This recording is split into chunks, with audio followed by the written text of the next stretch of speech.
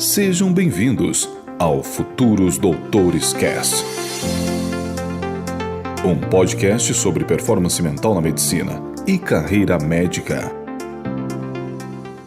Carol, seja muito bem-vinda ao Futuros Doutores Cast. Eu fico muito feliz de você ter disponibilizado um tempo aí da tua rotina de lazer para vir aqui compartilhar toda a tua jornada dentro da Faculdade de Medicina, falar sobre a ortopedia, sobre a residência ortopedia, que é uma especialidade aí que o pessoal pede bastante aqui no Futuros Doutores Cast.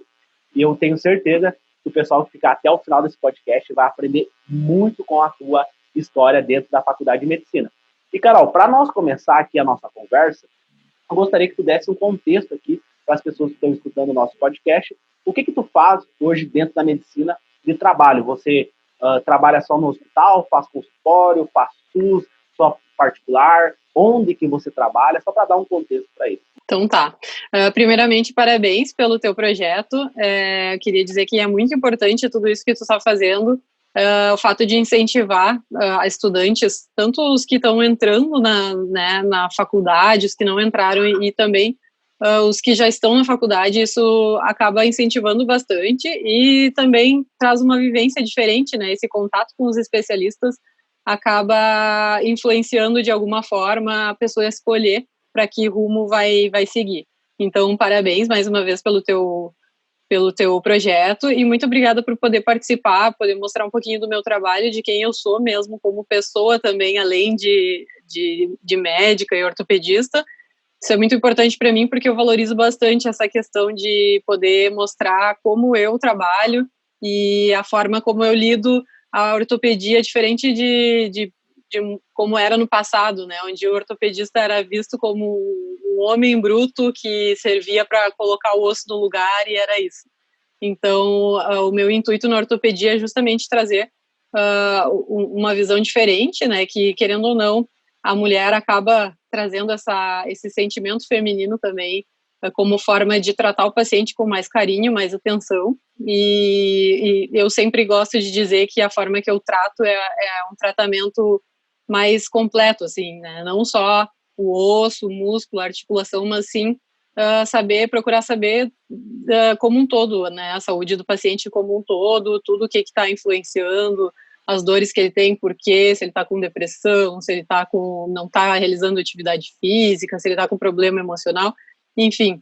Eu gosto de tratar o paciente assim, como um todo mesmo, e eu acho que isso é muito importante, não só para mim, como resultado mesmo dos meus tratamentos, mas também para o paciente conseguir ter um segmento, né, na saúde dele, viver uma vida mais tranquila e com bem-estar. Então, respondendo a tua pergunta, eu hoje em dia trabalho em diversos hospitais aqui em Porto Alegre, região metropolitana, e faço alguns plantões também no interior. Esses plantões de interior são geralmente em hospitais SUS, né? Faço plantão no hospital de Tramandaí, Sapiranga, Camaquã, que mais? Vacaria, são todos hospitais SUS. Alguns mesclam com convênio também, mas a maioria mesmo dos atendimentos, principalmente na emergência, são atendimentos SUS. Fora isso, eu atendo em consultório em Porto Alegre e na clínica SOS Esportes e em Cachoeirinha, que é aqui pertinho de Porto Alegre, 20 minutos, onde a gente tem uma clínica ali na Clínica Lano, eu atendo consultório também. E agora eu fui convidada e contratada também para trabalhar numa clínica da Bradesco, que é a Nova Med, que fica na Ramiro Barcelos também, aqui em Porto Alegre. Então, esses são meus 3 locais de atendimento. A gente, então, faz a questão do consultório, né, avalia os pacientes. Quando tem alguma cirurgia, eu opero com um colega que é uma das minhas inspirações, assim, que foi uma das pessoas que, além de ter me incentivado a fazer ortopedia, foi uma das pessoas que me apoiou sempre e acabou me convidando na metade do meu R3 para ser auxiliar dele. Ele é presidente da Sociedade Brasileira de Medicina do Esporte, além de ser o atual diretor médico da Federação Gaúcha de Futebol. Então, para mim, é uma baita vivência, né, poder conviver com uma pessoa que tem bastante experiência na área. Eu acabo podendo operar os meus casos junto com ele, e isso é um baita benefício para os meus pacientes, né, poder ter a experiência do Dr. Ivan junto ali nas minhas cirurgias, além de eu poder também auxiliar casos mais complexos que ele acaba trazendo, e aí eu também ganho essa parte de vivenciar esses casos um pouco mais complexos. Além disso, eu iniciei este ano, em março, um fellow de joelho no Hospital de Clínicas aqui de Porto Alegre. E é isso, então os nossos atendimentos geralmente aqui, além do fellow no Hospital de Clínicas, eu opero com o Dr. Ivan no Hospital Moinhos de Ventos, Mãe de Deus, no Hospital Blanc e eventualmente no Hospital da PUC e Hospital Divina Providência. Quase todos então, acho que sim. De Porto Alegre. A gente é credenciado em todos, mas acaba que a gente opera mais no Hospital Moinhos de Ventos e no Blanc. Carol, depois a gente vai voltar mais nessa parte aí da tua rotina de trabalho hoje como ortopedista, né? Como é que funciona a tua rotina. Depois a gente vai entrar mais nesses detalhes. Mas antes de nós chegar nessa questão do mercado de trabalho médico hoje da ortopedia, eu queria que tu comentasse aqui para nós como que tu era como aluna e como que surgiu a ideia de você ser médica. Era um sonho de criança? Surgiu depois ali no ensino médio? Teve influência de algum familiar? Como que foi esse desejo de ser médico? Então, é uma longa história, assim, os meus pais me contam que quando eu era pequenininha eu falava que queria ser médica, eu com certeza não me lembro disso, mas eu tenho uma influência muito forte na família, que é um tio, Dr. Arivaldir, que coincidentemente ou não, ele também é ortopedista, então, desde pequenininha, assim, eu olhava para ele admirando, assim, achava demais, e toda a família sempre admirou muito ele pela história mesmo de ter crescido numa família muito pobre, né? Na época as pessoas não saíam da minha cidade, eu sou do interior de Vacaria, então não saíam geralmente para estudar, e ele, mesmo sem dinheiro, veio para Porto Alegre, fez faculdade, fez também crédito educativo, conseguiu pagar a faculdade dele, estudava com muita dificuldade aqui, passou no vestibular, enfim, então criei uma admiração com certeza por ele, e isso incentivou. E aí eu acabei vindo para Porto Alegre, né, para me preparar para o vestibular, isso no terceiro ano do ensino médio, e com a ideia de fazer... Você vai para a capital, isso? Oi? Você sai do interior e daí vai para a capital com o objetivo de estudar. Isso, agora está mudando um pouco, né, porque atualmente tem bastante cursinho online, então eu vejo que tem algumas pessoas que querem medicina e conseguem estudar nas suas cidades do interior, mas na minha época era quase inviável, assim, a gente sempre ouvia falar que para passar no vestibular tinha que vir para a capital para estudar, ou estudar no terceiro ano numa escola mais forte, enfim.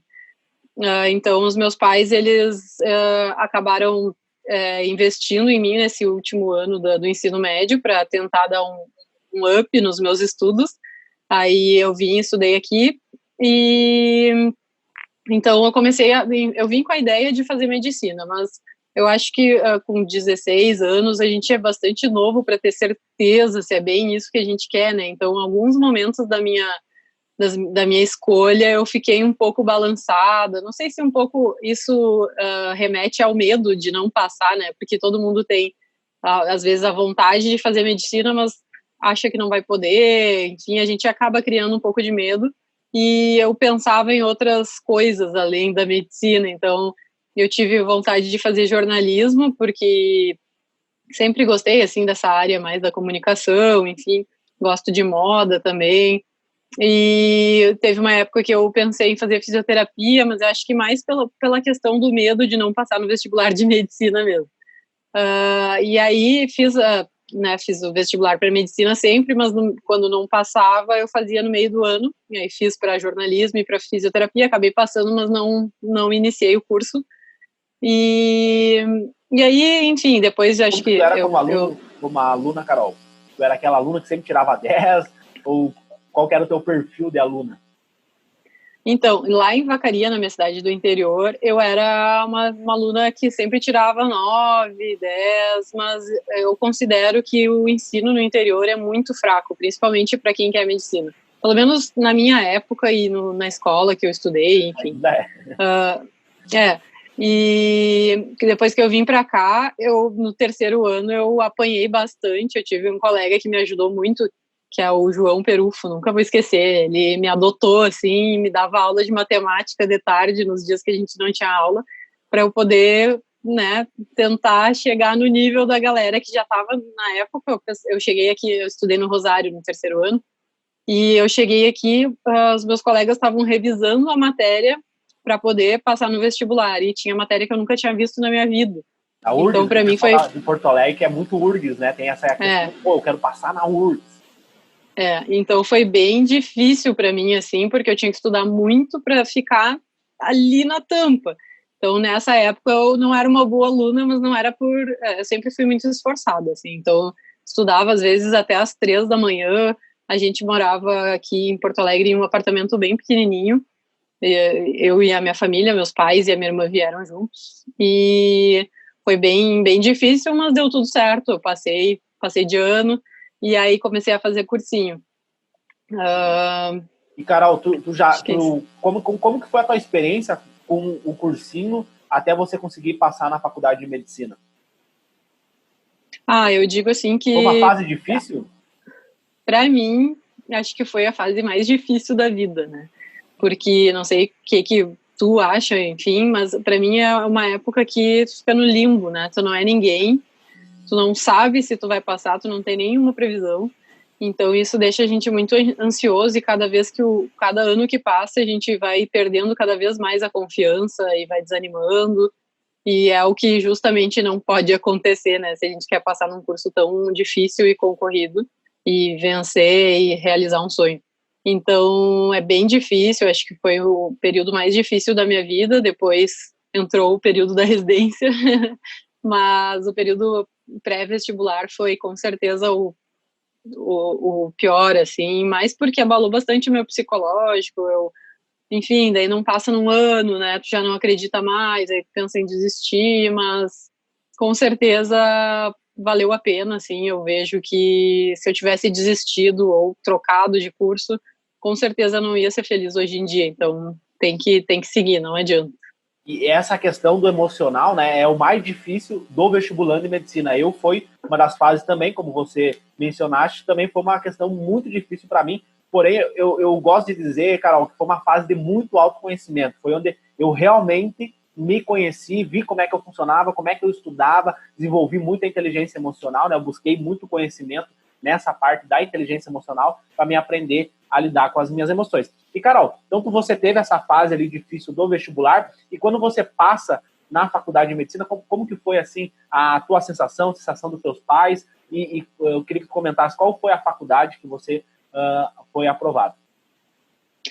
Então, óbvio que, né, para quem veio, assim, de uma família mais humilde, o nosso sonho sempre é passar numa faculdade federal, né? Então, para mim, esse era o objetivo, era passar na URGS, né? Eu não podia me mudar daqui, tentar em outras universidades federais, porque meus pais não iam ter condições de me bancar.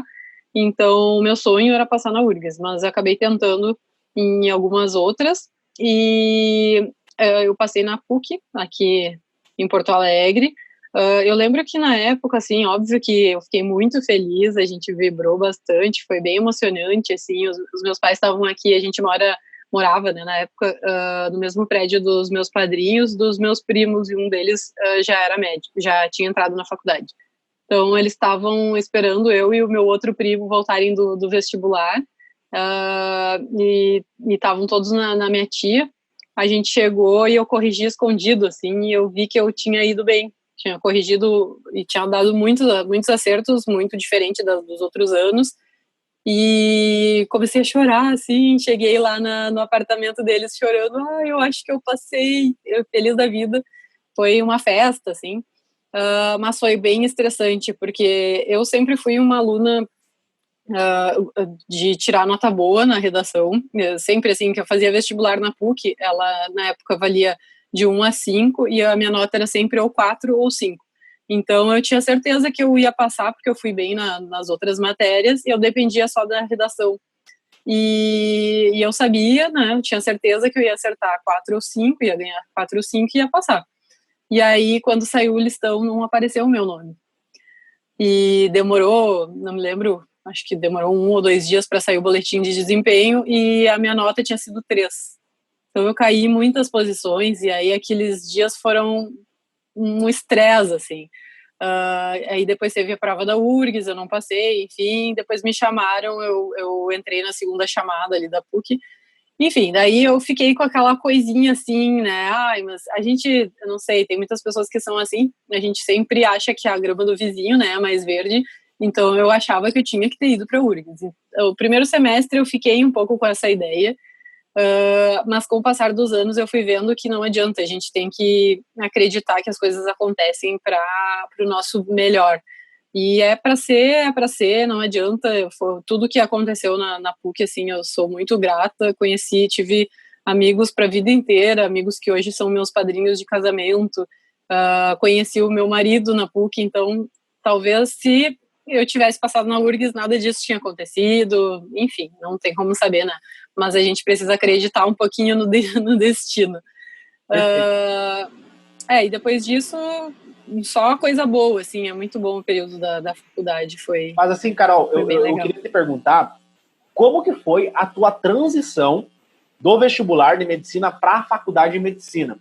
Você sai ali, então, de matérias como física, química, redação, e aí você entra para a faculdade de medicina, tem a anatomia, tem a fisiologia, tem a bioquímica, tem a histologia prática ali, tem que ir no laboratório. Você teve esse baque, assim, dessa transição, ou para ti foi tranquilo? Eu acho que eu não tive um baque, foi bem, eu tava tão animada, assim, que eu ia ser médica, então tudo para mim era novidade, tudo para mim era muito empolgante, assim. Principalmente, eu sou das áreas mais práticas, assim, então anatomia para mim foi maravilhoso, eu fui,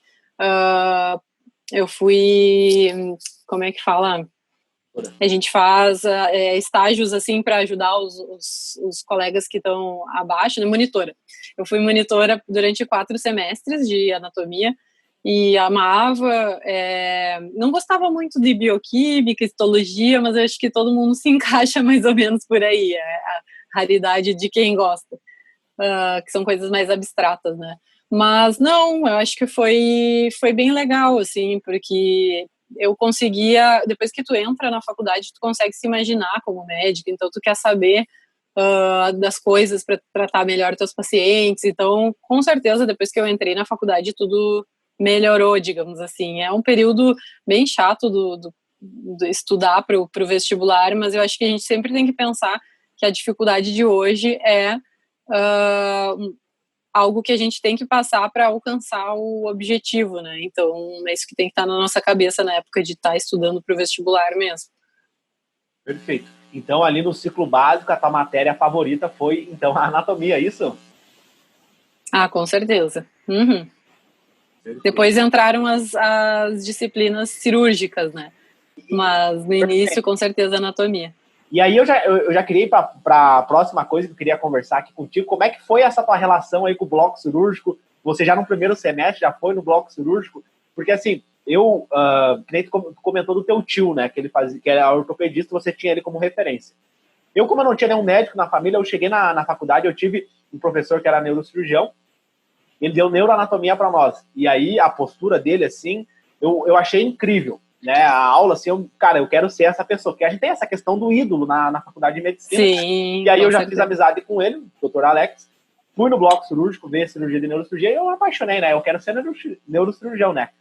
Ainda não mudei, né, pode ser que eu mude mais à frente, mas provavelmente vai ser neurocirurgia ou neurologia. E você, Carol, como é que foi a tua conexão, assim, com o bloco cirúrgico? Então, sim, eu sempre conto assim que eu entrei na faculdade querendo ser ginecologista e obstetra, porque eu achava a minha ginecologista maravilhosa e hoje em dia ela é a minha obstetra. E eu entrei querendo ser que nem ela, enfim. Então, no primeiro semestre, não lembro muito bem, mas foi nos meses bem iniciais, a gente teve aula de uma das cadeiras básicas com um obstetra, que foi super receptivo, enfim, e eu deixei todo mundo sair da sala e fui falar com ele para ver se eu conseguia assistir um parto. Era meu sonho ver um parto. E aí ele adorou e tal, não, convidou para, né, me passou o horário que tinham cirurgias lá no Hospital São Lucas, e eu fui. E aí, chegando lá, eu sempre conto essa história. Chegando lá, enfim, era uma cesárea, e eu olhei a cesárea, assim, a primeira impressão é meio esquisita, porque tu nunca imagina, às vezes a gente idealiza um pouco, né, acha que é só um cortezinho, saiu o nenê e tá tudo certo. E eu achei aquilo muito louco, e meu Deus, como é que a barriga da mulher vai se recuperar depois disso? E aí eu pensei assim, bom, quando eu tiver filho, eu não vou querer cesárea, né? Já decidi, cesárea não. Aí depois conversei com ele e fui assistir um parto normal. E aí assistindo o parto normal, meu Deus, que horror isso! Não, não vou querer parto normal. Acho que eu não vou ter filho.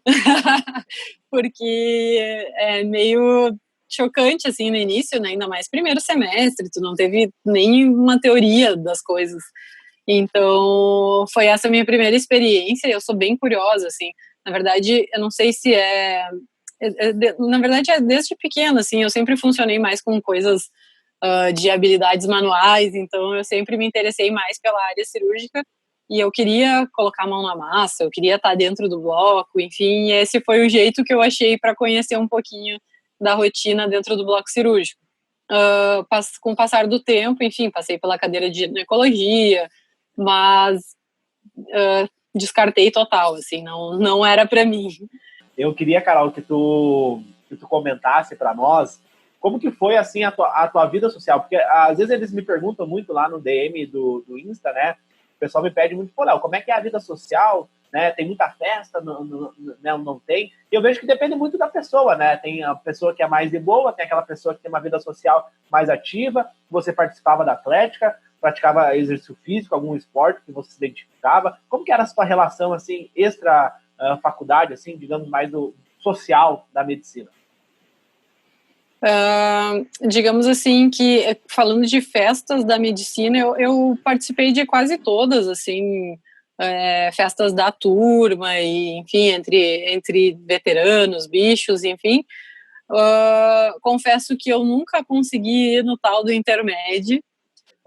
Eu namorei por um bom tempo ali da faculdade, a pessoa não era da medicina, e quando eu fiquei solteira, eu fui no intermédio, e eu fui justamente naquele intermédio que não aconteceu, que o pessoal teve que voltar de ônibus. Então, isso é uma coisa que até hoje me dói, assim, não conheci o intermédio. Mas, enfim, participei das festas da turma, tudo, sempre fui meio metida, assim, eu queria organizar as festas, participei do diretório acadêmico, não era membro da Atlética, mas estava sempre envolvida com os meus amigos, todos eram da Atlética. E fora da faculdade, eu sempre fui, desde os 13 anos, eu acho, eu sempre gostei de fazer academia, então sempre fiz musculação. No início eu fazia meio que de brincadeira, depois comecei a levar a sério. Sempre gostei de correr também, então corria. Nada muito regrado, assim, mas sempre gostei de esporte, sempre gostei de manter meu corpo mais saudável, me alimentar bem, enfim. Fora isso, não lembro. Eu lembro a minha última experiência, assim, com atividade em equipe, né, antes da faculdade, a gente tinha, na época do cursinho, o meu professor de física fez um time de futebol feminino e ele era o treinador. Então a gente disputava com outros times femininos, era bem legal. Mas isso, assim, como a faculdade é bastante puxada, né, não sobra tanto tempo, mas tem que se regrar para ter pelo menos 2, 3 horinhas na semana para liberar uma endorfina e desestressar um pouquinho. Acho que é importante. E só para o pessoal que está escutando aqui, para eles entenderem o que é o intermédio, né? O intermédio é um jogos, né, que reúne todas as faculdades aqui do Rio Grande do Sul, mas não tem só no Rio Grande do Sul, tem no Brasil inteiro o intermédio. Aqui no Rio Grande do Sul reúne todas as faculdades de medicina do Rio Grande do Sul e fazem jogos, tem festa, né? Tem um evento ali que acontece todo ano para reunir os estudantes de medicina.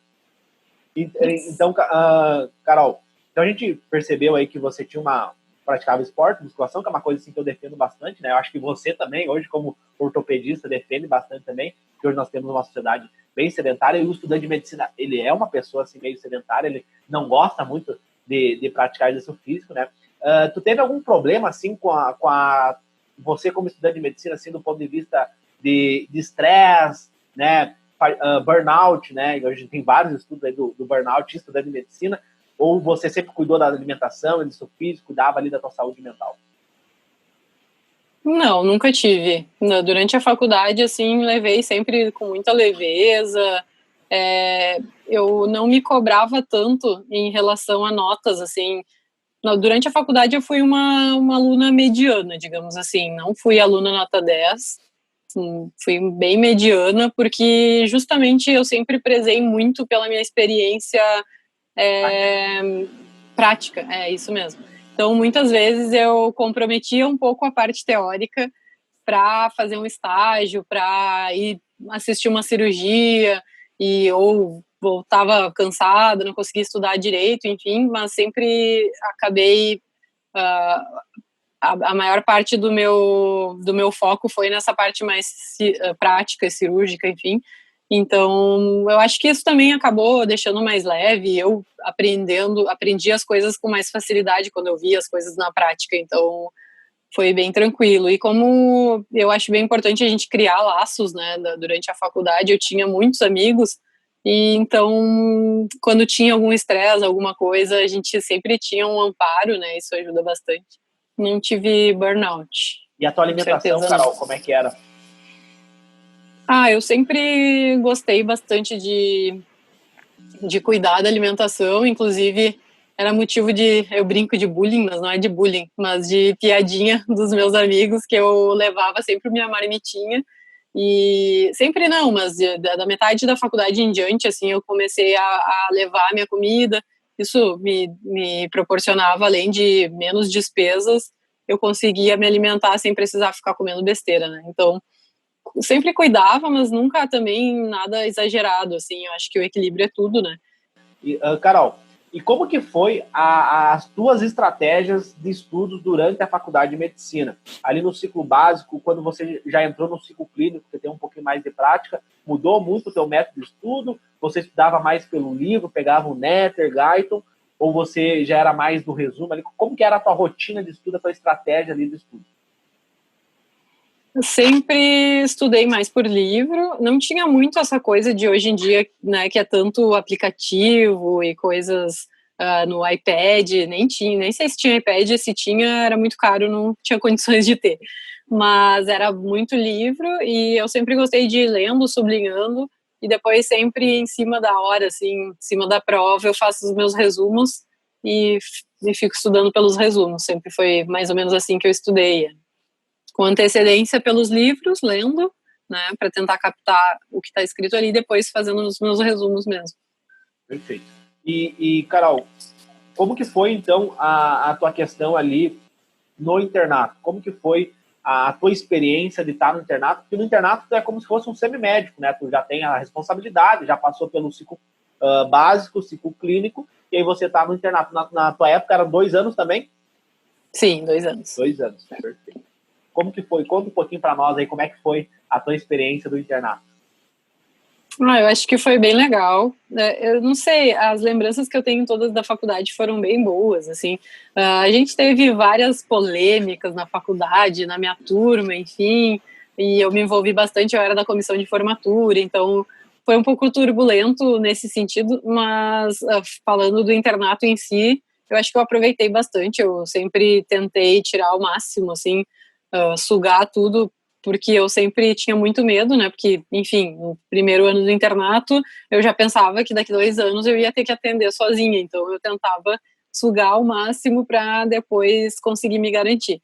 E foi bem proveitoso, né, eu sempre fui uma pessoa também bem perguntona, eu sempre dizia para os professores, desculpa, mas eu vou perguntar. Então eu sempre perguntava muito para não deixar passar nada, assim, fazia os meus apontamentos, minhas anotações, mas foi bem proveitoso, não tenho muito do que me queixar, assim, o hospital da PUC ali, É na no época hospital da tinha... PUC, né? Hospital Escola da PUC. Isso, que é o Hospital São Lucas. A gente tinha bastante prática, tanto da área cirúrgica quanto clínica, pediatria, gineco, enfim, foi muito bom, acho que deu para aproveitar bastante, não posso reclamar.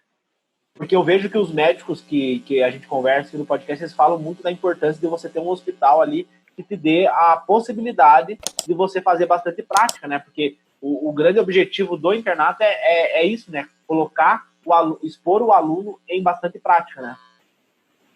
Mas ao mesmo tempo eu sempre digo isso até para quem vem me perguntar sobre dicas de qual lugar escolher para fazer residência, enfim. Eu acho que o mais importante é passar, né? Depois que tu tá ali dentro, vai depender muito do teu perfil. Não adianta tu estar estudando em Harvard se tu não for atrás das coisas, se tu não quiser aprender, ficar lá sentado com os pés para cima. Não adianta tu estar na melhor universidade do mundo, que não vai adiantar nada. Então, muito é do teu interesse, se tu tá numa universidade, enfim, ou até mesmo agora na época da pandemia, né, onde não tá tendo aulas práticas, se tu tiver interesse, tu for atrás de outros serviços, tu vai acabar aprendendo. E foi mais ou menos isso que eu fiz, assim, apesar de ser o Hospital São Lucas ter me dado bastante experiência prática, isso não me limitava de ir atrás de outras experiências. Então eu acompanhava 2, 3 cirurgiões fora da faculdade, e final de semana eu me deixava à disposição para acompanhar, para auxiliar.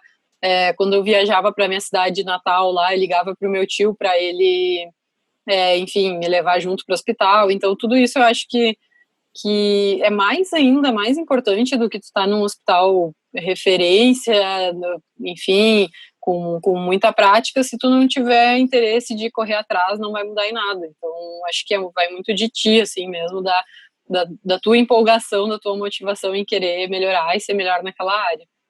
E Carol, tu vê alguma diferença da universidade privada, no caso você fez na PUC, com as universidades federais? Aí em Porto Alegre a gente tem então a Fundação, a Universidade Federal do Rio Grande do Sul. Tu vê alguma diferença? Porque eles me perguntam muito assim, Carol, tem diferença da particular, da federal, no sentido de ensino?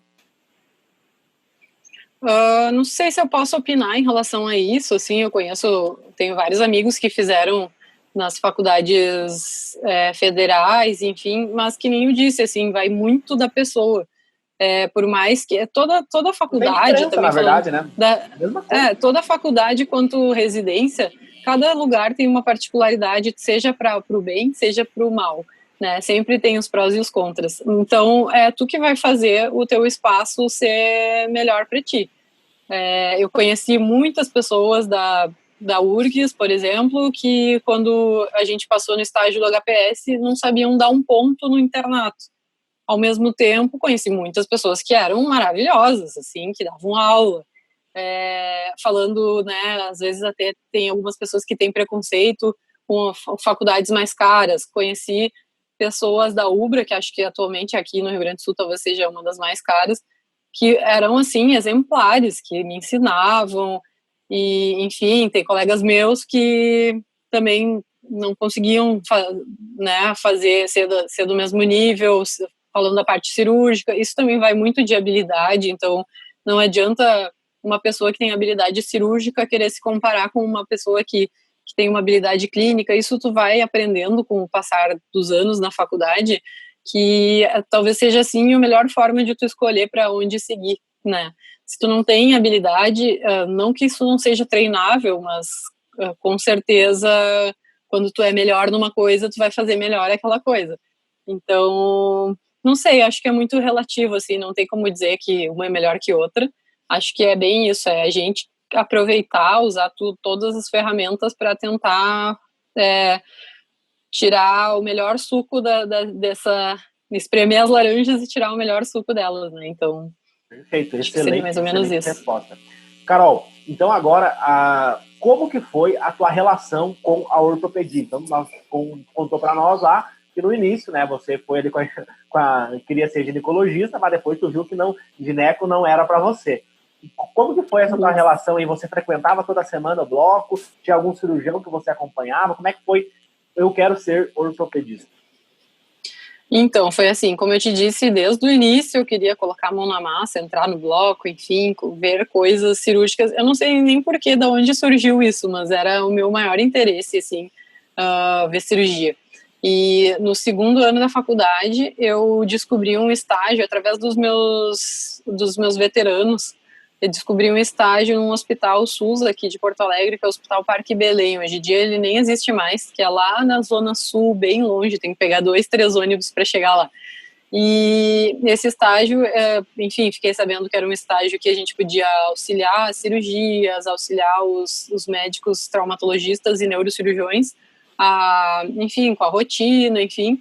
E fui acompanhar um dos veteranos 1, 2, 3 vezes, adorei, porque no início já começavam a me ensinar a dar ponto, isso no 2º ano da faculdade, a dar ponto, a ver raio-x, a me portar no bloco, me escovar, me vestir, enfim.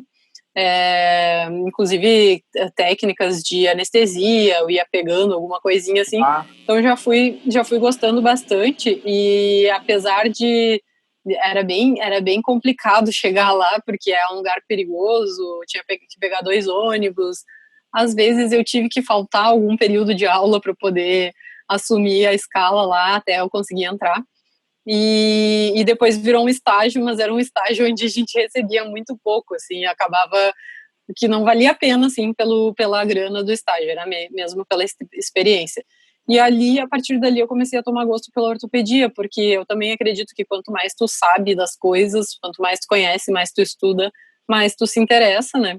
E foi ali que me deram a oportunidade de começar as minhas práticas cirúrgicas, desde começar a dar ponto, enfim, quanto às práticas da traumatologia nas cirurgias. E aí uma coisa chama a outra, né? Ali eu conheci um outro cirurgião que também operava no Hospital Geral de Novo Hamburgo, ele começou a me convidar para auxiliar ele, me dava uma ajudinha também financeira, isso era muito bom. Então, acabou virando um estágio, assim, acho que era toda quinta, ele tinha cirurgias e eu ia junto, eu operava 2, 3 casos com ele, auxiliava, e assim foi indo, fui conhecendo outros cirurgiões, fiz estágio no Grêmio Náutico União, aqui em Porto Alegre, durante 3 anos, e aí que eu conheci o Dr. Ivan Pacheco, ele também me proporcionou acompanhar as cirurgias dele, então tudo isso eu fui vivenciando, aprendendo e ganhando habilidade de prática cirúrgica, né? Então foi mais ou menos por aí que foi que a Traumato, a ortopedia foi me conquistando, acho que pelo fato de eu ter começado a ir atrás, mas também por ter conhecido, ter tido contato com pessoas com experiência que me ensinaram bastante, e obviamente o meu tio, né, que foi uma das pessoas mais incentivadoras. E aí você já começa ali no internato, já se preparar para a prova de residência, ou como que foi a tua estratégia ali depois que você pegou o teu CRM, você foi fazer a prova de residência e já entrar na residência de ortopedia, ou você foi fazer plantão, foi, né, trabalhar um pouco ali? E também, além disso, né, outra pergunta que eu ia fazer junto com essa, como que foi a tua sensação, né, depois de 6 anos, aquela luta ali do vestibular até conseguir passar na PUC, como que foi a tua sensação de pegar lá teu CRM, pô, agora eu sou médica, agora eu vou poder ali ganhar o meu dinheiro, né, poder retribuir aí todo o apoio da minha família? Como que foi essa tua experiência aí? Tá, então eu quero deixar até uma dica, assim, que é, quando eu entrei no internato, eu já tinha certeza que eu queria ortopedia, traumatologia, mas eu queria me permitir conhecer outras áreas e ver realmente se daqui a pouco, né, eu não estava forçando a barra, querendo traumato só porque eu tive muita experiência na área e aí eu estava pendendo para essa área. Além disso, tinha muitas pessoas que vinham no meu ouvido dizer, ué, mas por quê? Né, uma menina, tu nem é forte, tu é magrinha, vai fazer traumato, pra que fazer traumato? Vai fazer uma coisa mais tranquila, pra que passar trabalho? Então, eu repensei, assim, né, e me dei a oportunidade de conhecer alguma outra área que me interessasse para ver se brilhasse os olhos, eu trocava de área para fazer a residência. Então, eu acabei fazendo estágio prático na área da otorrino e gostei bastante, mas não brilhou, assim, como foi a traumato. E isso é uma dica que eu sempre dou até para os meus bichos, eu acabei falando, olha, não foca já desde o início da faculdade, tenta tirar o máximo de experiência de todas as especialidades que tu puder, para que tu faça uma escolha mais assertiva, assim, não tão tendenciosa, né? Mas mesmo assim, não teve jeito, eu me apaixonei pela Traumato, acabei depois fiz estágios na área da Traumato e decidi seguir a Traumato. Daí me formei, óbvio que tá entre, acho que, os 3 acontecimentos mais importantes e felizes da minha vida. Foi maravilhoso, assim, tanto a formatura, a festa, tudo que a gente organizou, toda a experiência, enfim, ver os meus pais felizes com a minha conquista. Foi muito coincidência, mas eu me formei junto com a minha irmã no mesmo ano e no mesmo mês, e a gente fez a festa juntas, então foi demais, assim, foi emocionante. E... A irmã também era medicina? Não, odonto.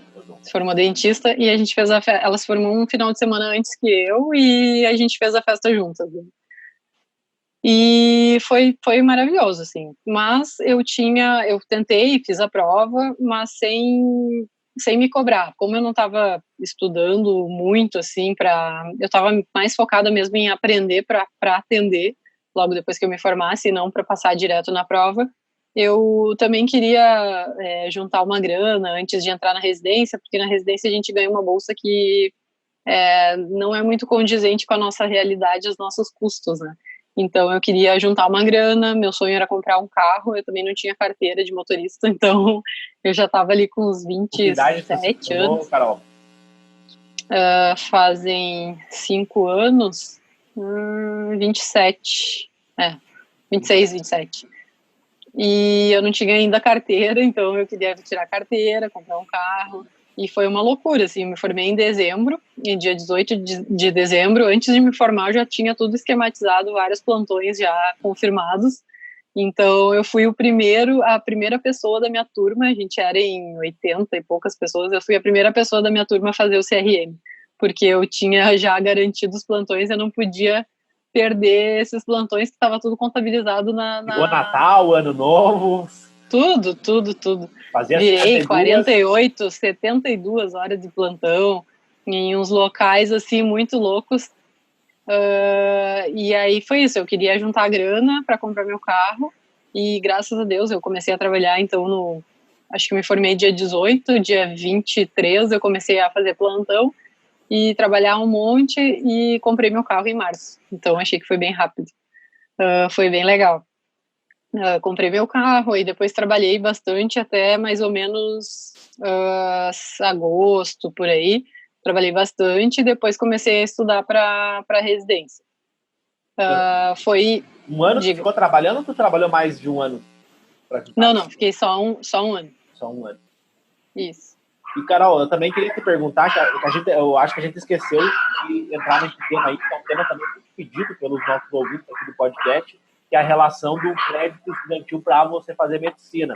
Eu queria que tu contasse aqui a tua experiência de ter feito era FIES na tua época? Sim. Tá. Como que foi a tua experiência de fazer o FIES e sair da faculdade com uma dívida? Porque às vezes perguntam, será que vale a pena fazer a dívida? Será que não vale a pena? Como que é a tua opinião? Tu pode dar um conselho para essa galera que está com dúvida aí? Eu não sei como que tá agora a questão eu sei que dificultou bastante, né, para conseguir em relação à minha época, mas com certeza se é um sonho ser médico e, né, tu não consegue passar numa faculdade pública, é muito gratificante também tu poder pagar a tua faculdade. Então, foi mais ou menos isso que eu pensei na época, né, os meus pais não tinham condições de arcar com o custo de uma faculdade particular, e foi uma decisão nossa tentar esse crédito educativo. Então a gente passa, né, durante a faculdade sem ter um custo, e um ano depois de se formar a gente começa a pagar esse crédito educativo. Eu indico, acho que é uma ótima oportunidade de conseguir fazer o curso da medicina, que é um curso tão caro. E vou te dizer, assim, que depois de formado se torna bem leve, assim, não é algo pesado de pagar, fica muito mais tranquilo. Então, eu indico, recomendo, acho que vale a pena, sim. É uma forma bacana de conseguir alcançar o sonho e de terminar a medicina. É que eu vejo assim, que a pessoa ela não pode ver a medicina como um negócio financeiro. Eu vou investir tanto, vou fazer isso, vou fazer aquilo, e depois eu vou ter tal retorno financeiro. A medicina é uma profissão que exige muita vocação, né? Então, você amar aquilo que tu faz, e aí depois o retorno financeiro ele vem automaticamente, né, Carol? Exatamente. Eu acho que tudo, né? Não é só medicina, mas tudo que tu faz só pensando no dinheiro, ele não vai vir como uma consequência. Ou ele vai vir de uma forma e vai ir embora muito rápido, né? Então, quando tu faz com amor, faz as coisas direitinho, sem passar por cima de ninguém, principalmente, isso pode demorar, e demora, né? Mas vale a pena, e quando tu tem esse retorno é muito gratificante, assim, é muito recompensador. Então, não, essa de fazer medicina só pela grana, não, hoje em dia não tá mais valendo a pena. E Carol, como que foi a tua entrada, então, na Traumato? Tu ficou um ano trabalhando, né? Nem tu comentou aqui pra nós, juntou o dinheiro, comprou teu carro ali, que era teu sonho, fez bastante plantões. E aí tu entra foi tranquilo passar na prova de residência? Porque hoje eu vi, eu conversei com algumas pessoas, alguns plantões que eu fui, que o pessoal tá falando que tá cada vez mais difícil aí a prova de residência, né? Um segundo vestibular. Foi tranquilo tu passar? E depois que tu passou ali, como é que foi a tua experiência de R1 ali, que tem uma carga horária bem extenuante, né? No trauma.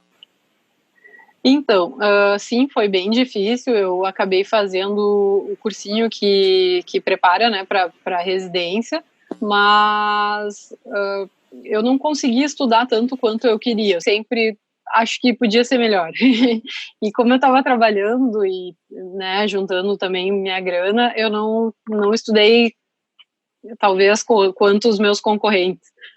A gente faz provas para vários lugares, né? E acredito que os mais concorridos ainda sejam o Hospital Conceição, aqui o Cristo Redentor, a Santa Casa e o Hospital de Clínicas. Na época, eu me formei na PUC, né? Então, eu passei, né, na verdade, na residência no Hospital Beneficência Portuguesa, que é um hospital 100% SUS que tinha aqui em Porto Alegre, que fechou. E depois eu fui chamada na PUC também, no hospital que eu me formei. Então daí eu tive que decidir, né, entre o Hospital Beneficência Portuguesa e o Hospital da PUC, onde eu me formei. E eu sempre fui uma pessoa, assim, que eu não gosto muito das coisas fáceis, eu gosto de um desafio. Eu pensava que ficar na PUC, óbvio, ia ser muito mais fácil para mim, eu conhecia todo mundo, né, e talvez me facilitasse um pouco, acho que as pessoas gostavam de mim ali, mas ao mesmo tempo eu via como se eu não fosse evoluir tanto, e eu também considerei que o Hospital SUS, ele me proporciona aprender muito mais, porque querendo ou não, é diferente tu tá num hospital onde opera bastante quantidade de convênio, ou estar num hospital SUS, onde o residente acaba atuando muito mais. Então, eu acabei optando pelo Hospital Beneficência Portuguesa. Ironia do destino ou não sei se a minha decisão foi boa ou não. Eu comecei o meu R1, né, meu primeiro ano da residência ali. Foi bem legal, tive colegas incríveis, assim, amei. O hospital era bem pobre, tinha situações bem críticas, assim, mas foi bem importante para eu aprender várias coisas. Acontece que, mais ou menos em agosto do ano do meu R1, começou a faltar verba no hospital, começou a faltar muito material de cirurgia, compressa, gás, e começou a ficar bem crítico, e o hospital fechou. Então, ficou todos os residentes a ver navios sem saber o que fazer, não sabiam se iam ter que fazer a prova de residência de novo, se iam ter que ser transferidos, o que ia acontecer, para onde iam ser transferidos, se ia ser para outro estado, enfim, foi uma loucura, um período de bastante estresse. E eu tinha um dos meus chefes lá, que é o Dr. Gustavo Hofmaster, que ele era chefe no Cristo Redentor aqui em Porto Alegre, e me deu a ideia de fazer um estágio. Isso não tinha fechado ainda o Hospital Beneficência Portuguesa, mas ele disse, vocês não estão operando muita coisa, está meio parado, aproveita esse tempo para ganhar mais experiência, vai lá, conhece o serviço, enfim. E eu fui, né, já que eu estava parada, como eu não gosto de ficar parada, eu fui conhecer o Cristo, e fui muito bem recepcionada lá. Chegando lá, acho que no primeiro ou segundo dia, eu descobri que tinha uma vaga sobrando para R1, porque uma das meninas, na verdade eram 3 colegas que estavam lá, homens, e tinha uma menina, então eram 4 vagas e a menina desistiu, só que ela desistiu e não deu tempo de chamar o próximo da lista do Cristo. Então ficou essa vaga lá sobrando, e eu caí lá de paraquedas e inclusive o pessoal brincou assim, fica aí, fica pra vaga, já que vai fechar teu hospital. E eu fiquei meio assim, enfim, daí efetivamente fechou o meu hospital e eu consegui a transferência para o Cristo, então eu terminei a minha residência no Hospital Cristo Redentor aqui em Porto Alegre, que foi maravilhoso, assim, porque eu aprendi muito e no final das contas uma decisão que eu tomei lá no início, que no meio do meu R1 eu já, né, não entendi se eu tinha feito a melhor decisão, porque eu podia estar bem tranquila no hospital onde eu me formei, e resolvi trocar, e aí já fechou o hospital, então eu fiquei bem confusa, assim, me culpando pela minha decisão, e no final das contas acho que foi o melhor, mais uma vez, provando que a gente tem que confiar no destino, né? Hoje eu sou formada pelo Cristo, aprendi bastante, tive muita experiência em trauma, e não tenho medo mais de fazer plantão cirúrgico em traumato por causa do Cristo, então foi tudo perfeito. Carol, tu falou uma coisa aqui que eu achei interessante, né? Que era você e mais 3 homens, né? Então, assim, eu queria te perguntar uma coisa assim, que eu fui atrás de outras meninas, né? Que quando eu botei a caixinha de pergunta, que são colegas minhas, elas, pô, eu acho uma ortopedista aí, mulher, né? Uma cirurgiã mulher, porque elas queriam ter essa referência. Eu perguntei, vou gravar com a Carol, o que vocês acham de eu perguntar alguma coisa? E assim, todas elas falaram dessa questão do machismo, né? Tu, Carol, tu sofreu machismo, até tu comentou antes ali, pô, tu não pode fazer ortopedia, tu é fraca, né, essa questão assim, você interpreta isso como machismo, como que você lidou com isso, e essa questão física, né, da mulher ortopedista, tem que levar em consideração, ou isso não interfere muito na tua capacidade ali de fazer um bom serviço? Então, logo que tu começa, tu não sabe muito bem, né, porque querendo ou não, é uma especialidade bem prática e ao mesmo tempo bem, meio que uma engenharia. Tu tem que fazer algumas manobras onde exige força, mas muito mais técnica, né? Então, quando eu entrei, eu não sabia muito bem, eu achava que realmente, né, com todas as pessoas no meu ouvido, eu achava que eu tinha que começar a fazer musculação, ficar forte, porque eu ia ter que, em algum momento, fazer alguma força e, né, não podia passar vergonha.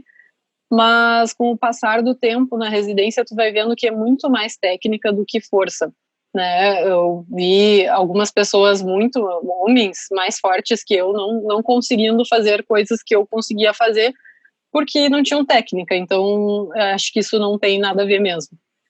Pelo menos para mim, assim, eu não tenho dificuldade em reduzir um ombro, reduzir um quadril, que são as reduções mais difíceis, assim, na emergência, eu acredito. E para mim é tranquilo, raramente eu tive que levar alguém para o bloco para anestesiar, sedar. Acho que não tem nada a ver. A questão do machismo é complexo, assim, eu acho que o machismo existe muito mais entre as pessoas mais velhas, né, que ainda não estão acostumadas, não só na traumato, mas com a mulher na área cirúrgica, né. Então, eu não sei se dá para considerar machismo, mas quando tu entra em um ambiente assim onde tem só homem, no caso do Cristo, quando eu entrei, eu era a única mulher e cerca de 30 e poucos homens, porque são 4 residentes por ano, né, R1, R2 e R3, eram todos homens, eu entrei, era a única mulher, e fora todos os chefes e plantonistas traumáticos que eram todos homens. Então, é estranho, assim, porque eles não estão acostumados, então, eu não sei se é pelo fato de ser mulher ou não, mas também porque eu vim de outro serviço e no final do meu R1, então eu tive que provar muito que eu conseguia fazer as coisas e que eu tinha capacidade, porque para eles eu era nova, né, tinha recém começado, como se eu fosse no início do meu R1, mas para mim eu já estava terminando o meu R1, então eu achava que eu tinha capacidade e eu acho, assim, que a melhor coisa para evitar qualquer atitude de machismo, e eu acho que foi mais ou menos isso que aconteceu comigo, é tu se provar, né? Obviamente que vai ser um pouco mais difícil do que para um colega homem, porque ele não vai precisar se provar, mas a gente tem que mostrar que consegue, né?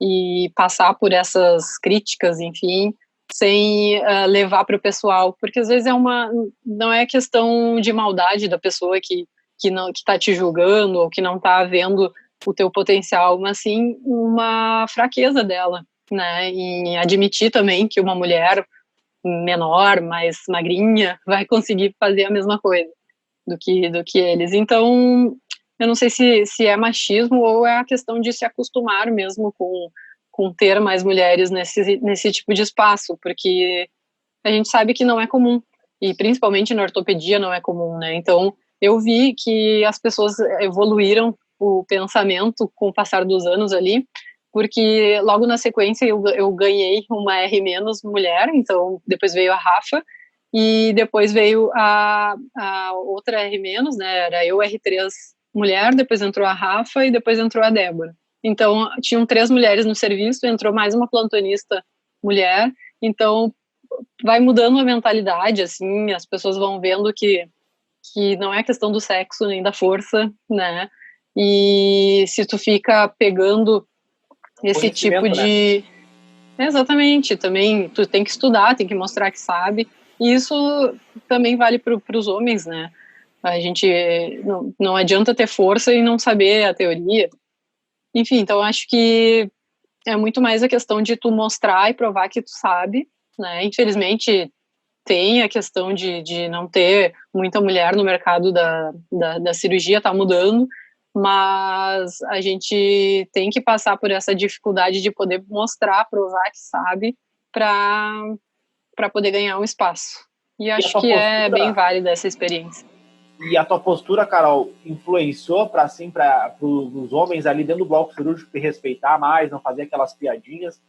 Isso influencia?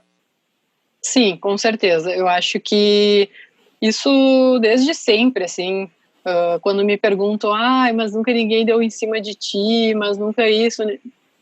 Por mais que eu fosse a única mulher, eu acho que quando tu não abre espaço, né, que tu mostra que tu tá ali pela questão profissional mesmo, não tem como, né, um homem faltar com respeito se tu não tá dando essa abertura.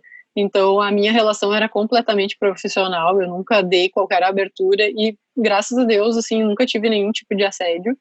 Isso até era um receio de alguns colegas, assim, quando eu cheguei, tipo, meu Deus, a Carol chegou, vai dar algum problema, alguém vai assediar ela, e até eu fiquei assim, nossa, mas por quê, né? E não sei, eu acho que a minha postura não permitiu que ninguém fizesse nenhum tipo de consideração no sentido de assédio. Piadinha vai ter, mas não é só comigo. Piadinha tem com os guris, com as gurias, isso nunca vai mudar. A área cirúrgica e principalmente da traumato, a gente acaba, acho que pelo fato de ficar muito tempo trancado no hospital, sempre as mesmas pessoas, a gente acaba brincando muito, né? E se tu for levar tudo ao pé da letra, tudo pro pessoal, aí vira uma guerra, né? Então não dá para levar para esse lado, tem que tentar tornar tudo um pouco mais leve, porque senão o teu trabalho acaba sendo muito estressante, né? Então tem que tentar relaxar e não levar para o pessoal. Eu acho que foi muito isso. Claro que às vezes tu tem umas fases meio que de burnout, assim, umas fases que tu tá um pouco mais para baixo e aí vem uma piadinha, tu já interpreta como sendo para ti, enfim, já cria, mas acho que faz parte, né? Qualquer trabalho que tem muita interação assim entre os profissionais acaba uma hora tem algum atrito e isso é comum, é normal, seja para mulher, seja para homem. Então acho que não existe muito isso assim. Existe machismo, existe, mas eu acho que a gente tem que aprender a lidar. E eu acredito que quanto mais mimimi, reforça mais ainda até o preconceito dos homens com as mulheres. Então a gente tem que se tratar como igual, e é isso que... Mostrar trabalho, mostrar conhecimento. Exatamente, é isso que eu acho que é importante. Exatamente. Perfeito. E essa questão, Carol, que tu falou aqui, foi muito boa a tua resposta, E essa questão do bloco cirúrgico, né? Eu frequentei algumas vezes ali, acompanhando uma equipe de neurocirurgia, né? Porque eu tenho esse desejo de fazer neurocirurgia, talvez eu mude, né? Não quero me apegar, peguei o teu conselho aqui ao longo do podcast, não quero me apegar à neurocirurgia, quero abrir o leque também, mas eu tenho um caminho muito grande. E eu via no bloco cirúrgico que tinha esse engajamento muito forte, tanto do cirurgião, o R5 da neurocirurgia, né, toda a equipe ali, o técnico de enfermagem, o anestesista brincava e falava uma coisinha aqui. Eu conheci, fiz muita amizade com os anestesistas, me ensinaram como é que entubava, por que usava tal farmaco, por que não usava outro, qual que era a dosagem. Então eu vejo que no bloco cirúrgico tem as brincadeirinhas, mas também é um ambiente bem, bem família, né, Carol? É que eu acho que imagina se fosse tudo sério. Tu chegasse e fosse tudo sério, sem nenhuma brincadeira, sem nenhuma interação mais light. Meu Deus, ia ser muito estressante, muito mais estressante do que já é, ninguém ia aguentar, né? Então, claro que tem o que hoje se chama de bullying, a gente, né, brinca e avacalha um com o outro, mas não é com sentido de ofender ninguém, e sim de brincar, de tornar mais leve, né, enfim, eu e os meus colegas de R igual, assim, a gente sempre prezou muito em não humilhar ninguém. Então é muito diferente tu brincar quanto tu humilhar. A gente sabe que tem essa cultura, né, do residente, principalmente as residências cirúrgicas, acho que talvez por isso, pela convivência muito íntima, assim, muito tempo, né, em bloco cirúrgico, num ambiente onde tu não vê nem a luz do sol. Então, de uma brincadeira acabar se tornando uma humilhação, ou superar aquela questão de hierarquia, enfim. E eu e os meus colegas sempre, desde que a gente virou R+, assim, que a gente trocou, né, de R1 para R2, a gente combinou, e isso deu certo até o final, assim, de evitar ao máximo chacotas e coisas que fossem humilhar ou trazer prejuízo emocional, assim, para os nossos R-. Se isso é bom ou não sei, acho que às vezes tu acaba deixando os teus R- um pouco mais relaxados, sendo muito queridinho e muito amigo, mas ao mesmo tempo a gente não passa por nenhum princípio que a gente tem, né, o nosso caráter se mantém. Acho Carol, que é bem importante não esquecer. Perfeito. Carol, agora eu queria te perguntar mais assim em relação à residência de traumato. Então, R1, R2, R3. São 3 anos, né? Primeiro você entra R1, depois passa de ano, você vira R2, depois R3. Qual que é a diferença, né? E principalmente a diferença de rotina. Porque eu percebo, assim, pelas as experiências que eu tive, que o que muda bastante é a responsabilidade e a carga horária. Na traumato é assim, mais ou menos, também? Isso vai depender muito do hospital, né? O hospital que eu finalizei a residência, no Hospital Cristo Redentor, ele é um pouco diferente dos outros hospitais em Porto Alegre, porque a gente atende muito trauma, então é regime de plantão, tem uma carga horária bem, bem intensa, assim. Talvez não seja tão semelhante. Não tem muito isso, nem sei. Muitas horas semanais. E o que acontece? A gente tem um nivelamento assim de que o R1 ele tem que aprender as rotinas do hospital, né? A parte burocrática é o R1 ali no Cristo, pelo menos na época até eu sair. O R1 fazia plantões dos finais de semana e via os pacientes na enfermaria e resolvia todas as buchas do hospital, resolvia todas as pendências, tudo é o R1. E já entra no bloco cirúrgico, assim, já comanda uma cirurgia ou ainda entra não no Cristo? Não, no Cristo entra, sempre à tarde o R1 vai para o bloco, e até a metade do ano ele acaba não operando muita coisa, assim. Depois ele começa a fazer coisas mais tranquilas, desde o início do ano tem algumas cirurgias bem menores que ele pode fazer, como retirada de materiais de síntese, algumas coisas mais light, assim. E depois da metade do ano, isso, coisas mais pequenas, cirurgias de porte menor. E quando ele vai para o bloco, vai ele, o R2 e o R3? Como que funciona? Geralmente sim, isso. R3. Depende da cirurgia, a gente acabava se organizando, Às vezes precisava ter os três, às vezes só o R1 e o R3, ou o R1 e o R2, isso era uma organização, aí que tá, por isso que eu disse que a rotina do Cristo não é muito um parâmetro, porque como é trauma, muitas vezes a gente se organizava para cirurgias do outro dia, mas entrava uma fratura exposta, então tinha que mudar toda a logística do bloco para a gente se organizar e ter gente para todas as cirurgias, né, é um pouquinho diferente dos outros hospitais. Mas geralmente o R1, no geral, assim, falando dos hospitais como um todo, é o residente que faz as coisas mais burocráticas, acaba começando a operar depois, coisas mais pequenas. O R2 já tem mais responsabilidade, ele tem que estudar mais, ele tem que ter as respostas mais na ponta da língua, ele tem que planejar as cirurgias, né, saber o que ele vai fazer nas cirurgias, já tem a maioria das cirurgias o R2 já consegue fazer. E o R3 tem algumas cirurgias que é do R3, como prótese de quadril, prótese de ombro, algumas cirurgias mais punk, assim, é do R3. O R3 acaba utilizando muito o ano dele como preparação para a prova de título, que é o segundo temor na vida médica do médico ortopedista, no caso assim, né? O primeiro era o vestibular, o segundo é a prova de título. Que aí foi a minha segunda fase mais tensa da vida. É uma prova que a sociedade como um todo assim vê de muita importância o residente passar, que é uma prova que mede completamente teu conhecimento. Então, durante o R3 inteiro a gente sofre muita pressão psicológica para passar nessa prova. Tem que estudar muito, tem que operar sabendo tudo da cirurgia. É quase que inadmissível qualquer erro. Então, o R3 para mim foi, acho que, o ano mais complicado, assim, pela essa questão de ter que ter uma rotina de estudo. E tu tem que saber, passar, tu tem que saber operar e saber ensinar também, né, tudo. Mas não, tranquilo, não foi bem difícil. Eu estudei muito, eu me cobrei muito, mas passei, deu tudo certo. E agora, Carol, então né, a gente já viu a faculdade, viu a tua residência, 3 anos, depois prova de título no final, então para o pessoal entender, entra na residência de trauma, faz R1, R2, R3, e daí o R3 então é aquele que mais supervisiona, né, ensina bastante ali o R1, o R2, né, meio que comanda ali o bloco cirúrgico. Isso.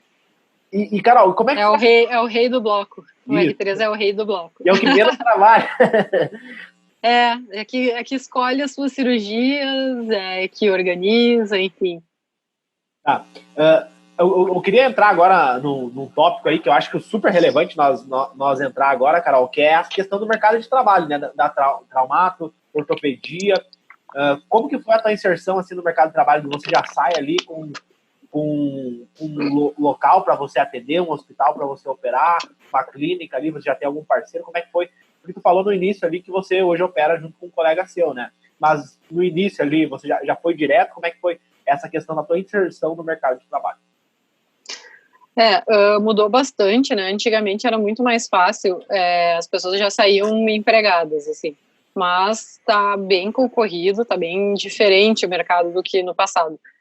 Acho que eu tive um privilégio, assim, de ter sido convidada por esse meu colega para operar com ele, então foi um pouquinho mais fácil. Já saí com essa oportunidade. Então, logo que a gente sai, tá bastante diferente do que era no passado, assim, mas a gente precisa ir atrás de trabalho, né? Geralmente o médico ortopedista recém-formado, ele acaba trabalhando bastante fazendo plantão.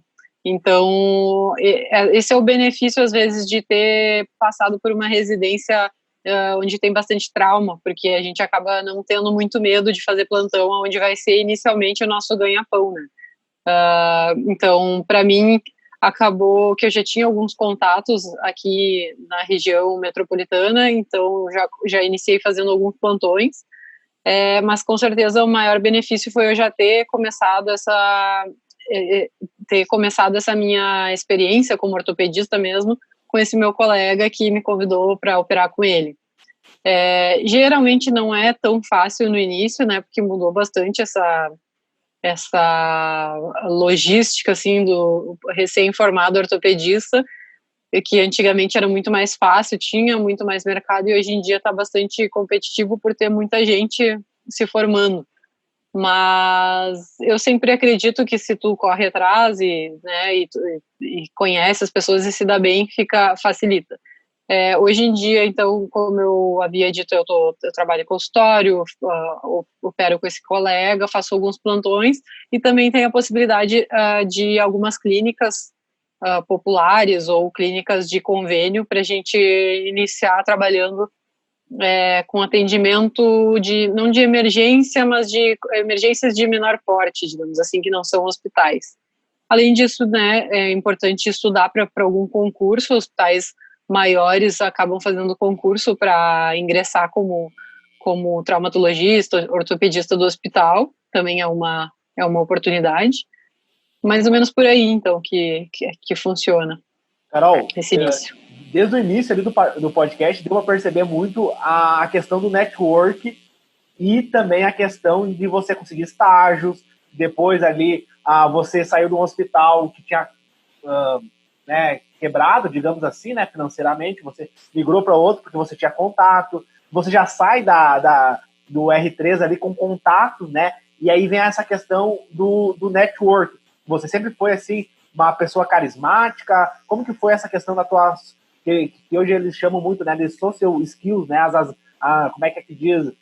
Habilidades sociais. Acho que essa é o termo correto, habilidades sociais, para você conhecer as pessoas e conseguir, né, ter mais facilidades para você ingressar no mercado de trabalho. E durante a faculdade também você utilizou muito o network.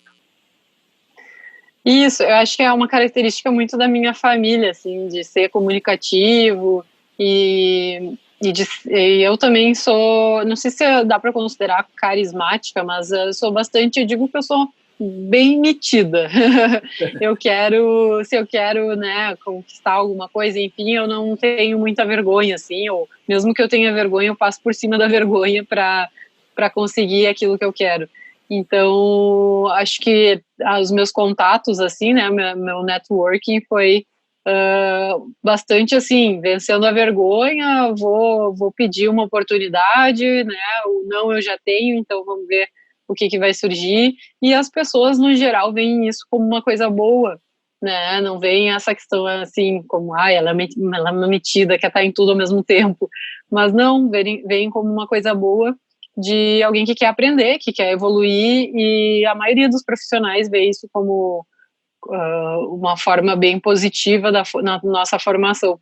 E foi bem isso, assim, desde o início da faculdade eu sempre fui tentando me envolver em coisas diferentes, não necessariamente da área da ortopedia, mas sempre que tu se envolve em várias atividades de atuações diferentes, assim, né, trabalhei no diretório acadêmico, fora isso eu fiz intercâmbio, eu fazia alguns bicos fora, assim, trabalhava de recepcionista para ter o meu dinheiro, e aí tu vai conhecendo muitas pessoas, tu vai se desenvolvendo como pessoa, e com certeza as pessoas também vão te referenciando, né, porque te conhecem de alguma forma, não só como profissional, mas como pessoa, e falando na questão confiabilidade, assim, do profissional, quando te conhecem como uma pessoa idônea e com caráter, fica muito mais fácil alguém te indicar um paciente quando sabe que tu tem esse caráter bem estabelecido, né, que tu não passa por cima de ninguém,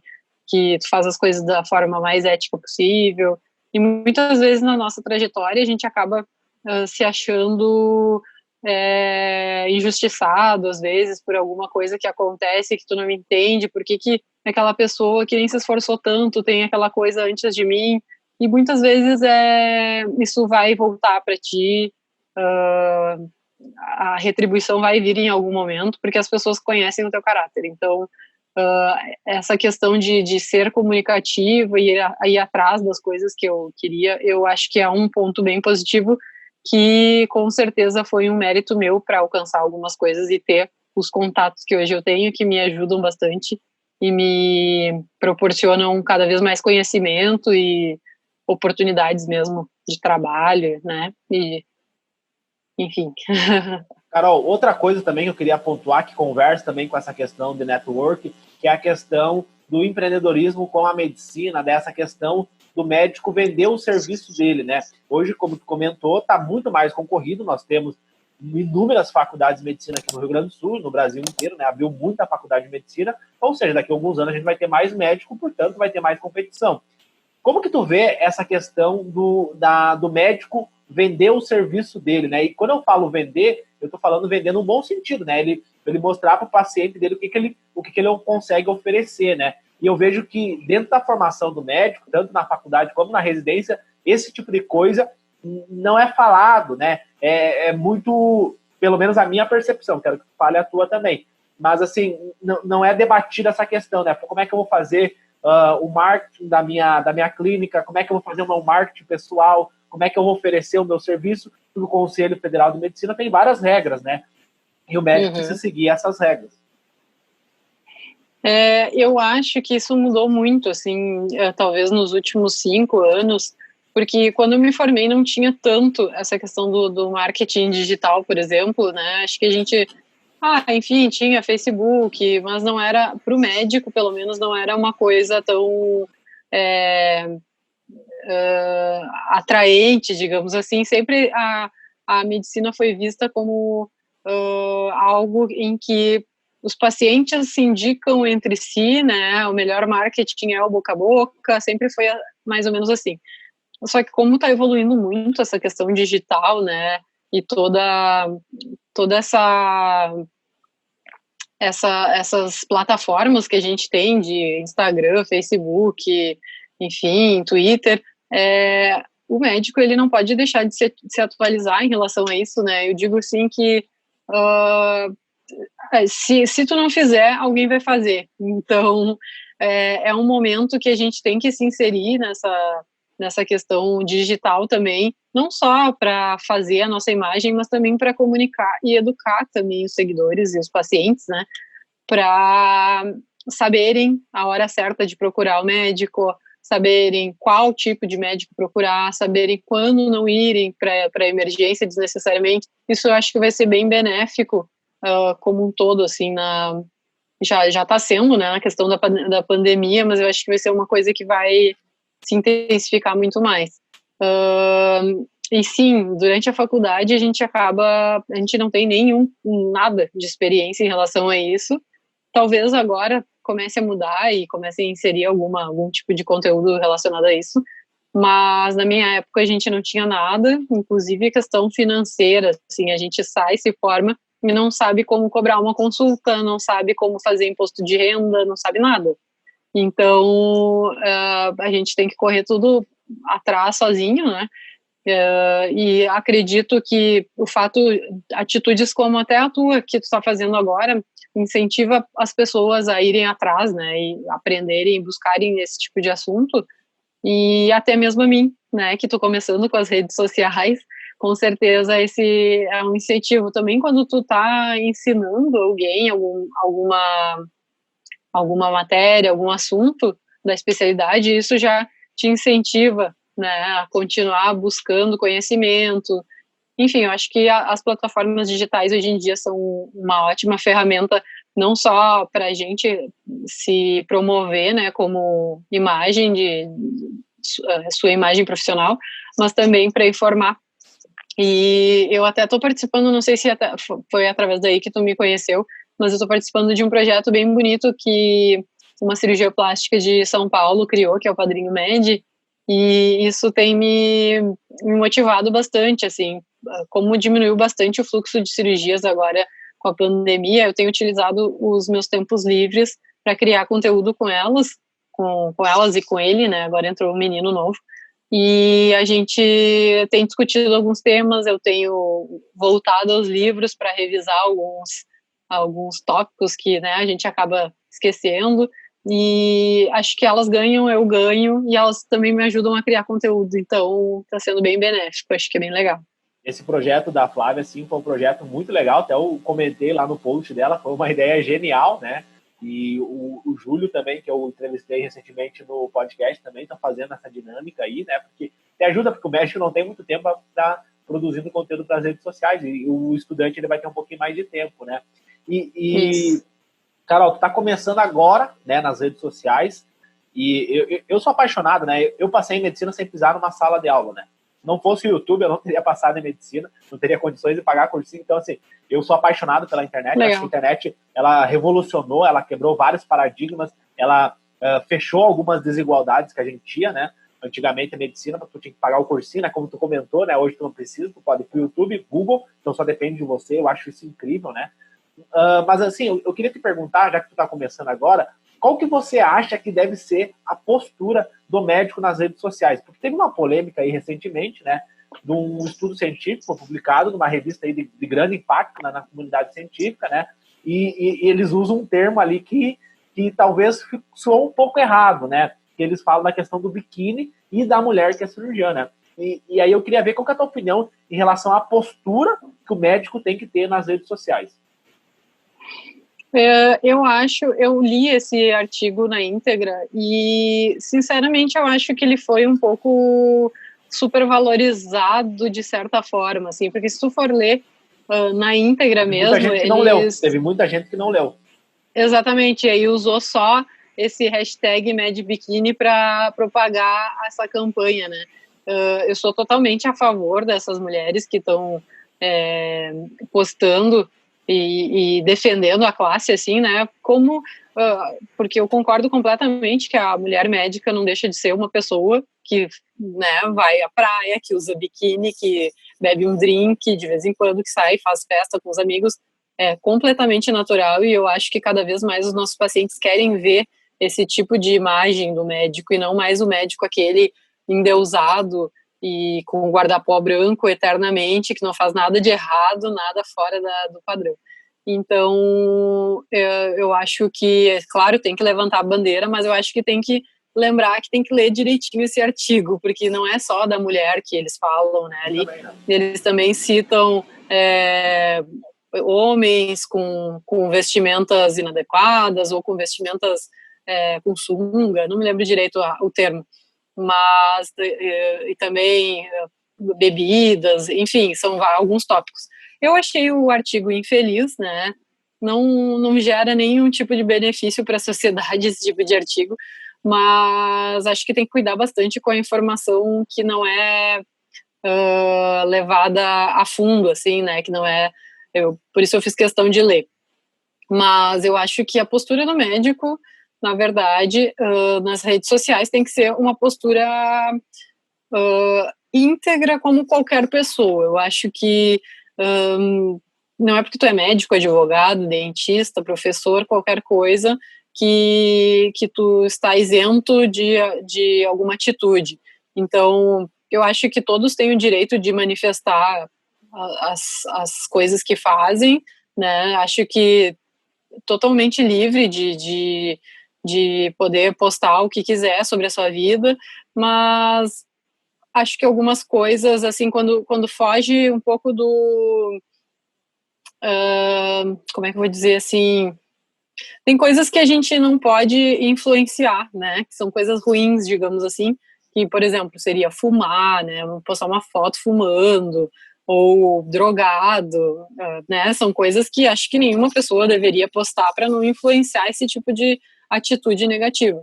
Mas, no mais, assim, foto de biquíni não compromete nem um pouco quem é o profissional, né? E como ele atua, se ele é bom ou não no que faz. E acho que é isso, a questão de endeusar o médico, acho que já passou, assim, a gente tem que ver o médico como alguém igual, e isso acaba tornando a relação com o paciente até mais íntima, né, até mais humana. Então, eu acho que... Perfeito. Acho bem legal essa tua linha de pensamento, né, a gente refletir, né, sobre...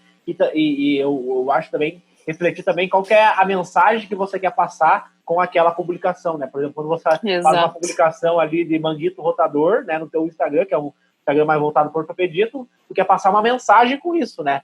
Aí, se eu postar uma outra foto, né, que mensagem que eu quero passar, né? Eu acho que também tem que ter essa reflexão. Claro.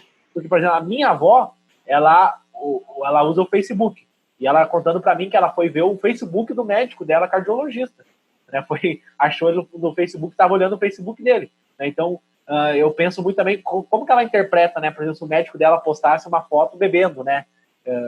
Qual que seria a interpretação da minha avó em relação a isso? Então, acho que é uma coisa que a gente tem que debater muito ainda, acho que, principalmente, Claro. Será que pode postar foto de cirurgia? Será que não pode? Vídeo de cirurgia? Será, né? Eu acho que isso ainda deve ser mais debatido ainda, né? Até que ponto, daquele ponto pode mostrar, até que ponto não pode mostrar, né? Eu acho que as pessoas têm que se informar mais também, né?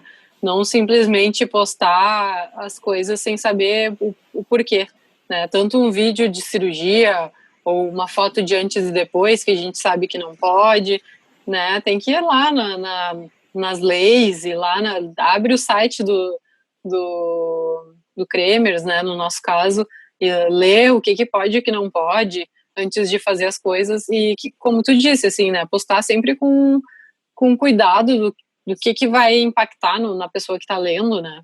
É diferente. E, Carol, então agora indo mais para o final do nosso podcast aqui, a gente viu aí praticamente toda a tua trajetória na medicina, né? A gente viu lá o teu vestibular, a faculdade, né?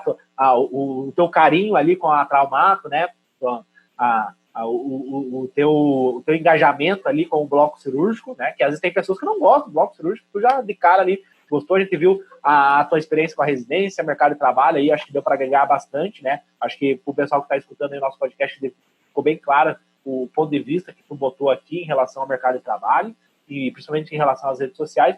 E agora eu queria te perguntar, né? Hoje você opera em vários hospitais, né? Tem clínicas que tu trabalha, tem um reconhecimento bem grande ainda dentro da ortopedia, principalmente aqui no estado, no Brasil inteiro. Eu queria te perguntar, Carol, o que é sucesso para você? Sucesso para mim é tu se propor a fazer alguma coisa, né? Tu ter um sonho, um propósito e tu alcançar. Não importa se isso é profissionalmente falando ou na questão familiar, né? É tu ter um propósito, ir atrás e alcançar. Acho que esse é a definição para mim de propósito, de sucesso. E aí tu vai conseguir ter sucesso em todas as áreas que tu se propor a seguir, seja na família, né? Tem o sonho de ser mãe, por exemplo, conseguir, pronto, sucesso na área familiar. Tem o sonho de ser ortopedista, pronto, sucesso na... Então, o sucesso existe em vários âmbitos, né? E o mais importante é tu focar e se direcionar, né, em busca do teu objetivo e alcançá-lo. Acho que essa é a maior definição de sucesso para mim. E, Carol, já deu quase 1h30 aí até nem sei quanto tempo deu, mas deu bastante tempo de podcast. Qual que é a mensagem para aquela pessoa que ficou até agora acompanhando a tua história, vendo as dicas que tu passou aqui? Qual que é a mensagem que tu deixa para esse estudante ou até mesmo vestibulando em medicina que ainda não conseguiu ingressar na faculdade de medicina, mas tem o sonho de ser um médico ou uma médica? Qual que é a mensagem que tu dá para eles? Qual que é o conselho aí, com toda a tua experiência aí dentro da medicina, da ortopedia? Bom, o maior conselho acho que é, em primeiro lugar, ter clareza do que realmente tu quer, né? Não vai atrás da cabeça dos outros, não seja Maria vai com as outras. Tenha certeza e clareza do teu objetivo, que com certeza vai ficar tudo mais fácil de alcançá-lo. Para quem está tentando fazer vestibular, né, pensar e se imaginar no futuro como médico, né, falando para a comunidade vestibulanda da medicina, se imagine se você consegue se imaginar médico e passando por todas as dificuldades que existem e se mesmo passando por elas você consegue se imaginar feliz. Então, essa é a primeira coisa, assim, acho que ter clareza, não buscar aquilo que as pessoas acham que é o ideal para ti, e sim tu saber e ter clareza que o ideal para ti é aquilo que tu tem em mente. Então, essa é a primeira coisa.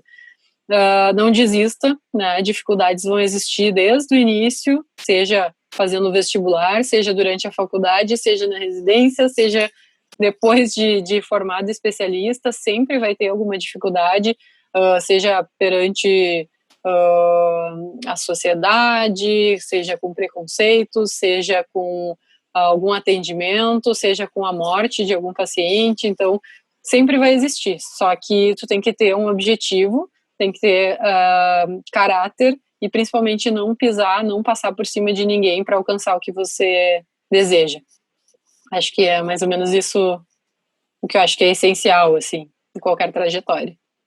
Perfeito, Carol. Perfeito. Foi incrível conhecer toda a tua história aí dentro da medicina. Não deu pra gente abordar todos os temas, né? A gente poderia ficar até amanhã aqui falando sobre ortopedia, sobre a faculdade de medicina, mas eu acho que deu pra gente abordar os principais temas aí da tua trajetória dentro da medicina. Com certeza. Da tua história de sucesso dentro da medicina. Então, acho que a galera que ficou até agora agregou muito valor. E eu queria aqui, novamente, expressar a minha gratidão por você ter apoiado o nosso projeto. Significa muito, né? Você vir aqui e dar esse relato da tua jornada aí na medicina. Isso tem um impacto muito grande para a medicina como um todo, né? Nós termos a visão de quem já passou, já trilhou tudo, né? Então significa muito para mim você ter reservado um tempo do teu lazer para vir aqui apoiar o nosso projeto do Futuro Doutor.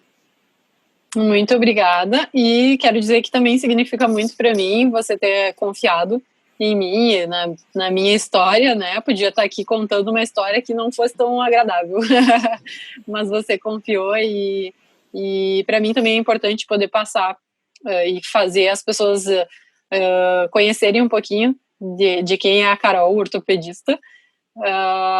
Quero dizer que eu estou disponível, quem quiser pode contar comigo, pode acessar meu perfil ali do Instagram, onde a gente está tentando criar, além de conteúdo, vínculos, né?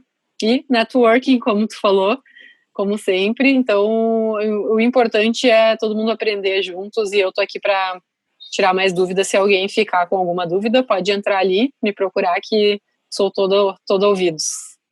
Perfeito. Então, pessoal, vou deixar aqui embaixo o Insta da doutora Carol, e aí, se vocês quiserem perguntar mais alguma coisa para ela que a gente acabou não abordando aqui, só vocês mandarem um DM lá para ela, que ela responde todo mundo. Com certeza. Muito obrigada. Você acabou de ouvir o podcast do Futuros Doutores Cast. Em breve, mais conteúdo para você. Um podcast sobre performance mental na medicina e carreira médica.